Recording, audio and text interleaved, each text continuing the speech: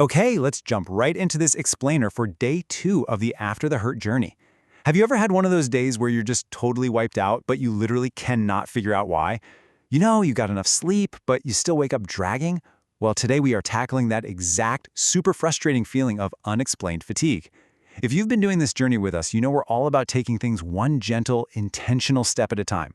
So for this session, we're zoning in on one absolutely crucial thing: safely identifying and actually understanding our stress.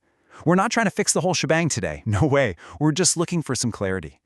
I mean, just think about the stuff we say literally every single day. I'm overwhelmed. I'm so exhausted. I'm just not myself lately. Or, my personal favorite, I just have way too much going on.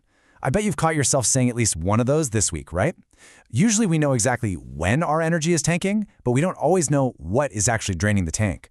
We just feel this massive, heavy fatigue without pinpointing the source.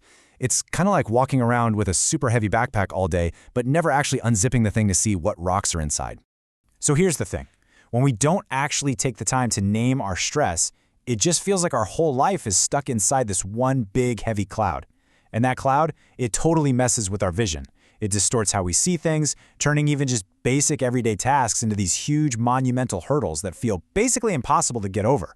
Until we pause and actually name these specific pressures, the stress is just this unavoidable, suffocating atmosphere covering absolutely everything. And let's be real, it's pretty much impossible to navigate through a thick fog if you don't even know what's causing it.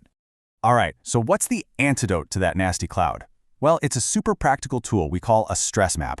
Basically, a stress map is this great grounding exercise to help us figure out exactly what is putting so much pressure on your heart, your mind, your body, and your spirit. By physically mapping it all out, we are literally stripping the power away from that vague, scary cloud and turning it into something incredibly concrete.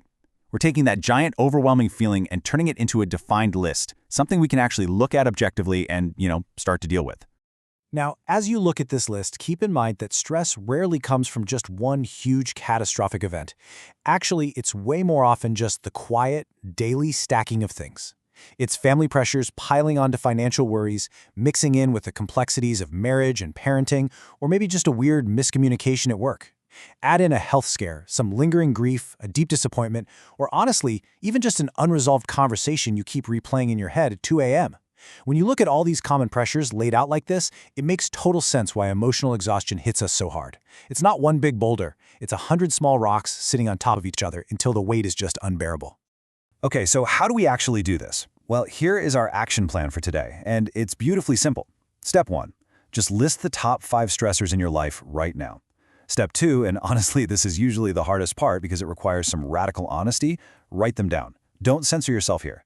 Don't sit there thinking, oh, I shouldn't really be stressed about that. No, just ask yourself, what has been weighing on me lately, and get it on paper. And then finally, step 3, you're going to circle the ones that feel totally stuck. So you might be wondering, what exactly do we mean by stuck? Well, these are those heavy, unresolved issues that just play on a loop in your brain. You know the ones. The conflicts that happen over and over. The anxieties that just keep popping back up no matter how many times you try to shove them down. They just feel incredibly heavy every single time they cross your mind.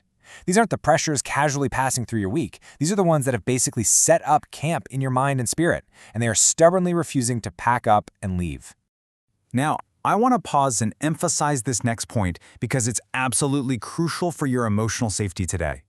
It is ridiculously easy to stare at a list of your stresses and just instantly feel a massive wave of defeat. But please hear me on this. This map is absolutely not a tool for self-punishment. We are not doing this to make you feel worse. It's strictly about getting clarity. Think about it. Naming those dark spaces is literally the first step to bringing some light into them. Because whatever we don't name, we just keep carrying blindly. But the second we bring it up to the surface, that's when we can actually start to process it.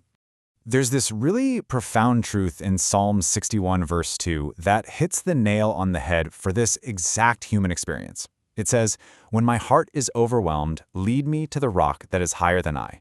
Now, look closely at the wording there. It doesn't say if my heart gets overwhelmed, right? Like it's some rare thing we can just avoid. It explicitly says when. The text isn't pretending our hearts never get exhausted. It fully 100% expects it. It just acknowledges the messy, difficult reality of being human, with zero pretense. And you know what? God's view on your exhaustion is probably way different than that loud internal critic in your head. He already knows there are moments when life just feels unbearably heavy. He is not disappointed in you because you're tired. He's not angry with you because you're overwhelmed by the massive pile of stuff on your plate right now. Instead of judging you, he is literally just offering an invitation to come to him to find rest and grace and a safe refuge. It is definitely not a demand to just tough it out or perform better. So looking at this, you really have a distinct choice to make today about how you process this whole map exercise.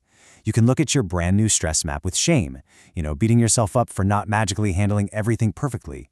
Or, and this is what I'm hoping you choose, you can look at it with profound honesty and just a ton of compassion. Let's choose compassion, okay? Because you need to understand that you are seen, you are known, and there is absolutely a path to a place that's much higher and much more secure than whatever is pressing down on you today.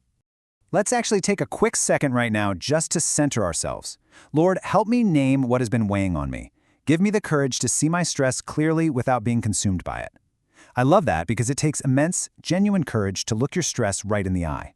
And this prayer, it's just about asking for that quiet strength to do exactly that, knowing full well you aren't going to be swallowed whole in the process. And we continue with this. Lead me to the rock that is higher than I. Strengthen my heart, calm my mind, and help me take this healing journey one step at a time. Amen. Just remember, guys, this is only day 2 of this explainer series. We are not rushing this, and we definitely aren't expecting some kind of overnight perfection here. We are literally just taking it one quiet, gentle, super honest step at a time. As we wrap up our time today, I really want to leave you with this final thought to just sit with in your quiet time. Which stressor feels the absolute heaviest right now, and why? Seriously, take your time with this one. Be brutally honest with yourself, but also be incredibly gentle as you answer it.